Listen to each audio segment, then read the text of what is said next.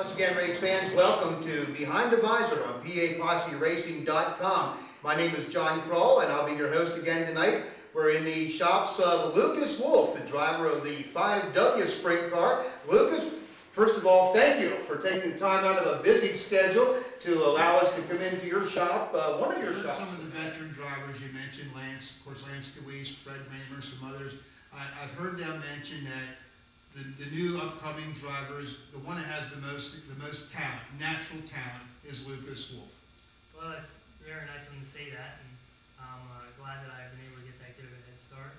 Just need to keep working hard, and hopefully I'll be good enough one day that I'm better than they are. Well, I think the good thing is they're going to retire. That way you won't have to worry about beating them so much, because they're going to be upset when you start kicking some butts around here. I hope so. Do you ever remember wanting to do anything besides race? No, I started at a pretty young age with everything, baseball, football, and as I did everything more and more, I figured they just weren't anywhere near as fun as what racing was. So there's nothing I've ever wanted to do, anything else, and nothing can really compare to what racing makes you feel like. Hitting a home run is not quite as exciting as taking a sprint car down the back stretch, wide open into the third turn. Not even close. I wouldn't think so either. Yeah. You talk a bit about we've talked a bit about your background in racing. It's always been in dirt track racing, which is obviously the biggest form of racing here, the most popular racing in central Pennsylvania. I also know for a fact that you've dabbled a bit with some asphalt racing. I've done some different stuff over the years. Quarter-midget stuff, I've done some pavement racing. Recently, I've done some Skip Barber road race stuff. I did the Red Bull driver search. Still looking at different opportunities in that. Like to try to get my feet wet in all different forms of racing. And you know, the more stuff you get to race, the better you're going to be in whatever you do race. So it's just an opportunity that I've had that I'm want to pursue and just see where it all leads. So you started racing at 5. You're now 18. You're the youngest winningest 410 sprint car driver at Williamsgrove Speedway. You're basically turning heads every time you pull into the racetrack. But yet dirt track racing may not be, this may not be the end. You have some bigger goals. Well, I really like Indy cars. Like the dream of every race car driver is winning the Indy 500. That's something I've always wanted to do. Nothing makes you feel the same way when you walk into Indianapolis Motor Speedway. So that's really an ultimate goal of what I want to do. But what I'm racing now is one of the most explosive vehicles on the planet. You really can't have much more fun racing anything. Also able to do it with my whole family, so it's really enjoying what I'm doing now. If that other stuff somewhere along the line becomes available, I'd like to give it a try, but if not, I'm extremely happy doing what I am now. You're absolutely right. It is one of the most explosive race cars there is. It's exciting. It's exciting to watch. It must be really exciting to be behind the wheel. But doing this with your family, that's got to feel just very few people get that opportunity. And you've obviously taken advantage of that, and it's just got to be a really wonderful feeling. Yeah, I guess most kids my age are trying to distance themselves from their parents and get away. Where my dad's been, we've been right beside each other, whether it's at the races or working on the car each night. So it's somewhere that we've been really able to get along well together because it's both what we know, it's the only thing we know, and we both love to do it. So it really is an interesting deal that not many kids my age really experience. The relationships with their fathers are always little league coach or something like that. So I have a unique deal that not many other people get to have. Absolutely. Now let's talk about you and your dad at the racetrack. Obviously in this sport, every night doesn't go as you hope it would. How do you and Dad react to each other on those bad nights? Well, there's got to be some criticism to get better. So if there's some night that he feels that I didn't drive as good as I should have, he'll tell me. And if it's the other way around, that I don't feel that we made the right moves on the car, we'll discuss it. But we're usually always pretty civil about it. So we have a really good working relationship together. So your dad does offer driving advice. Has he always done that, or did he sort of let you make the mistakes on your own?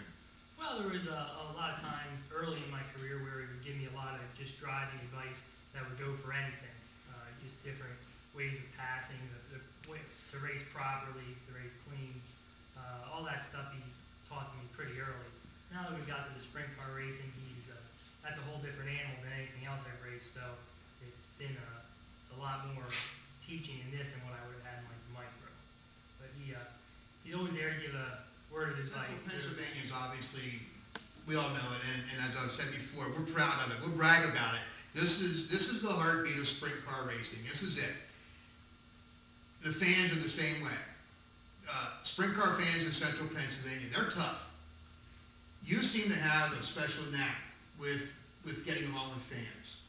I guess just because I was kind of, I'm a young guy, I'm something new that everybody kind of was always interested in it. And then of course I have the biggest group support me, the Beer Hill Gang. So I have a lot of people on my side up there that, just try to treat everybody equal and, be nice to everybody. And if they're willing, if they want to talk to me, then I'm more than happy to talk to them. You're only 18, so I guess if you don't want to answer this question, you don't have to. Have you ever been on Beer Hill? I was there back when I was watching a couple times through my mom being involved at the racetracks. We know the lady that works at food stands there, so I was put to work a few times on Beer Hill when I was younger. But I haven't been up there in the 2 years that we raced, fortunately, because I was always racing. But Right. I guess if you're up there, it's good to be up there, but if you have to be up there when you're supposed Talk to a be little bit racing. about sponsors. How about, this is obviously a sponsor-driven sport. How about some of the other sponsors that have been with you in the past and will be with you again in 2005? Well, most of all, the biggest sponsor would be Jim and Laura Alabach. They own the car. They've been super to me ever since I started racing in the first year of micros. They've been here, and it wouldn't be possible without them. So I really owe the biggest credit to them. And then in the sprint car, we've had a few other sponsors. Media Camping Centers helped out. AG Alabach also helps out a lot. So we really have a couple of good people that we have that will be returning for next year, and also a new one, E&G Classic. So I'm very excited about that, to get a name that's so well known throughout the area, and hopefully we'll be able to represent them well. I guess the one big question a lot of people are asking, you in your career have been known to run Port Royal on Saturday nights, of course E&G Classics. They were a big part of Lincoln Speedway on Saturday nights, and a lot of people want to know, buddy, where can we go to watch the 5W? Well, there's been nothing said on their part about wanting us to race at Lincoln. I don't really know for sure. We haven't talked about it. I think we're going to wait till a little later to decide really what we want to do for sure as far as on a Saturday night track. For sure at Williams Grove. I think you'll see us at a couple more outlaw races this year around different parts of the country near here, but probably do a little bit more of that. And as far as Saturday night tracks go, yeah, we still undecided. You talk about going to some outlaw shows. That has to be nothing but a help to a young man trying to work on his sprint car racing career. Well, really, they have the biggest names in this Kinzers and Lasowski, but I think the guys that we race with around here are just as good. You could take the top 5 from Williams Grove and maybe run the top 5 in any outlaw race anywhere in the country. The biggest thing with racing with the outlaws is the fact that you get such a good press over it, and it's got such a notoriety being the outlaws. That's really the biggest benefit to racing with them. Let's talk a little bit about school. How do you handle the fact that you're 18, you're already a winner in sprint car racing, what most people think is the most difficult racing in the world, and yet you're a senior in high school. How do you juggle all that? Well, it's difficult to focus on both, but it's something that you have to do. So I try to devote as much time as I can to my studies to balance everything out. But it's hard when you have this sitting there to do anything other than this. Yeah, I wouldn't think history books would really come close to going out in the shop and working on a sprint car. No. You talk about E&G Classics coming on.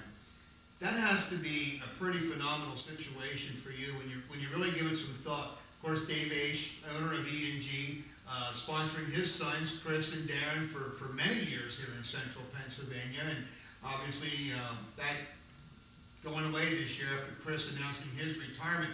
But E&G, or I should say Dave, was there in the very early stages of his sons' careers. That has to be a boost for you, knowing that he's coming on this will be your 3rd year of sprint car racing. That has to be a special deal right there. Oh yeah, it's a great honor to have him.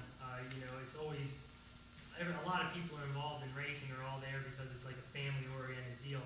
So for him to do it for so long and then have his son get out of it and then still want to be involved, it's really a great showing of how good of a guy Dave Ash is. So I'm just happy to have him. Absolutely. Now, you talk about this family deal. We mentioned, of course, your whole family background and involved in racing. Do you ever think you'll drive for anyone other than family? Oh, well, I guess right now they're like family, but they're not really family, Jim and Laura. Right. They've been as good as family, I guess.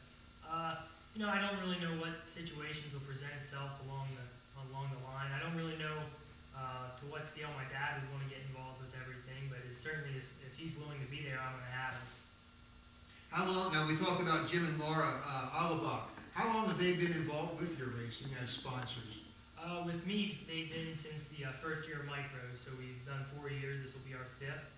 Before that, they spent, I believe, 4 years with my dad. So they've been involved with the family for a while now. So the Wolfes and the Auerbachs go hand in hand for quite a while now in the world of racing. Yeah, it's worked really well, and they're really great Do people. you have any specific goals for 2005? No, not really. No goals, just to get better and to continue to improve every time I go to the races.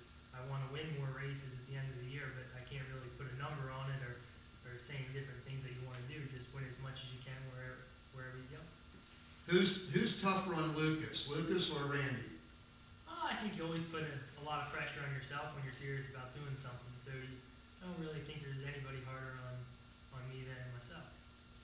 Do you feel like sometimes the pressure is, are you surprised at the pressure and how much pressure is involved in the world of sprint car racing? Oh, yeah, well, I knew it coming in that it was it wasn't just another racing thing to do for fun. It was a serious game that everybody's out there. A lot of them doing it for a living. Other guys, there's a lot of money on the line. So I'm, was really happy to be able to get into a racing series like this that was so serious. You talk about the big win at Williams Grove. Tell me how that had to feel the first time you came off the 4th turn with the lead and watching the checker flag wave. Well, it was kind of a relief because for a while we were close, but just couldn't quite get to the step where we could win a race. So to finally come off the 4th corner and see the checkered flag was definitely a relief. So it was a feeling I can't describe how happy I was. Okay, now we ask who's put some of those pressure on you or your dad. How about the happiest person in the winner's circle that night? Well, I know my dad was the most nervous during the race because he had to ask me how it ended because he said he couldn't watch it. He had to go down and sit in the trailer. So I know he was the most nervous. But I mean, I'm sure I was as happy as anybody. I think everybody was really happy to do it. I don't know if you could say one was more than another. I think it was just kind of a group effort and everybody was happy. That's one thing that's really unique to racing and in particular sprint car racing. It's a group of people. It's not a head mechanic and it's not the driver and it's not the sponsor. It's just such a group of people, and you have probably one of the strongest bonds of a family effort and a team effort in central Pennsylvania. Yeah, I guess it's kind of a different deal than most guys. Most guys are both a professional mechanic and driver, so we have a little bit different relationship, but it's definitely something that is very enjoyable for me to do. I just can't really say how good it is for me to be able to do it with my dad. It's something I really enjoy, and it's fantastic. Absolutely. It makes a lot of people envious, I'm sure. I know I was just thinking today, I'm telling my age now. My grandson's got a deal coming up, and I'm not going to be able to make it unfortunately, because of racing commitments. And you sit there and you think, gee, I should be doing that. I should have done this with my kids and this and that. And to be in a situation, you're doing exactly what you want to do. You're doing what you love to do, and you're doing it with the people that are closest to you in this world. That's awesome. Yeah, I mean, it's certainly racing's certainly difficult on somebody like a spouse or somebody that isn't so interested in it because it takes up pretty much all your time that you have to give. So I know I've heard a lot of that before where somebody gets married and the wife puts a stop to the racing. So I think I'm going to stick to cars for a while myself. Well, you're leading us into another question here. Now, let's talk about this marriage thing. Any serious ladies in your life? Just this one. Just that one. Well, I tell you what, that was never going to ask you to go to the store for or to do the dishes or anything like that. So yes, enjoy yourself for sure. Now I'm picking on all the racing wives and the girlfriends involved. It can be a lot of fun with the women as much as with the guys, but it has got to be tough. You've got a lot of your plate to balance, and I'm happy to hear you're going to stick with the race car for a while. How about other activities besides racing? Is there anything else that Lucas Wolfe enjoys doing? Well, there's different things that I enjoy doing. I don't really do any of them on a regular basis. I have some different things that actually they're all related to cars or racing. I enjoy with slot cars a lot. I've done some RC car stuff over the years, but it's all got 4 wheels and goes. So that's really what I'm interested in the most. I did different basketball till 8th grade, but after that I had to get myself focused on what I really wanted to do, which was this. So I just kind of decided to focus only on this, and I think Let's talk about the crew. at the racetrack, and my Uncle Tim, he's been with me forever. He was at the first quarter midget race, and I think there's only been 1 or 2 that he's missed along the way. So he's really been the most dedicated guy I've had. Him and my dad, they've really been great. He's always there for me. I really, it's the same kind of thing as my dad. Now I have a guy named Krall. He's also my website manager. He's really enjoy him. We have Harold, a lot of different guys that are really help out a lot. And then the newest one I have is Ryan Dunkelberger. He's a friend of mine that I used to race quarter midgets with. He's 14. He always comes to the shop, and we make him do all the stuff that we don't want to do. But, It's tough being a young guy, right? It's tough being the youngest guy in the shop. Where did you start? Well, I always did, always at the races with my dad. Did Dad make you do all the stuff he didn't want to do in the shop? No, by the time I was at the age where I could do that stuff, I was racing on my own. Right. So I got out of that, I guess. I used to kind of go and hang out after the races, but I never had to do any of that kind of stuff. And especially now that I have him. So. Wow, that works out pretty good. Yes, it does. How about what else do you do as far as preparing yourself for the races? Is there anything? It's Friday afternoon. You're in the shop. Are you so busy working with the car, concentrating on what you hope happens, or what you're preparing for to happen that night? Or is there anything you do special to prepare yourself? Well, you just kind of have to. It's the best whenever you have work to do and you work right up till it's time to go to the races, because then you don't really think about it. When you have time and you get to thinking about it, that's really the time that I don't enjoy. So if I have something to do to keep me busy before I go, that's when things are the best. You had to feel a little excited, I guess is the word, or awkward maybe. You're taking a race car to the racetrack, a sprint car, to race against some of the best people in the country, and you're not even able to drive on the highway yet. Well, I think I've had a lot of experience, more experience than some that have raced, not including the age. But so I thought I was qualified to have a shot at it. We did it, I think, the right way. We went and practiced before I ever raced, and started at the back of the fields in the heat races. So I kind of worked my way into it, and then when we were sure that I was ready, then I started to start up front, and since then it's pretty much been smooth sailing. We want to congratulate you very much on your career. It's been relatively short in the sense you're only 18 years old, but you do have 13 years worth of experience, and like you say, a ton of experience behind you with your dad and your uncles and the people that are involved with your racing team. Lucas, we just want to thank you for allowing us to come in here. Certainly hope you continue with the success. You certainly do deserve it. You do a great job with fans. You do a wonderful job with sponsors. And I think you've also earned the respect of every other race car driver out there. Well, thank you. I appreciate all that. I want to thank guys like you and PAPosseRacing.com for covering the sport as well as they do. I always check it all the time when I'm in school. So it's really great for for people like that to cover everything and get us better coverage throughout the area. I don't think you want to let the teachers know that you're checking out the PA Posse Racing website while you're in school. You're probably supposed to be doing something else. I tell them it's very urgent. Well, that would be very urgent. You're absolutely right. Lucas, again, thank you so much, and the greatest of success in 2005 and throughout your entire racing career. And thank you, fans, for stopping in once again on Behind the Visor on PAPosseRacing.com. We'll be back with you next week when we have the opportunity to go and visit Jeff Shepard and Lee Stauffer. Jeff, of course, the new driver of the Apple Chevrolet number 12. And we'll be visiting with those guys in their shop. Until then, we'll see you at the races.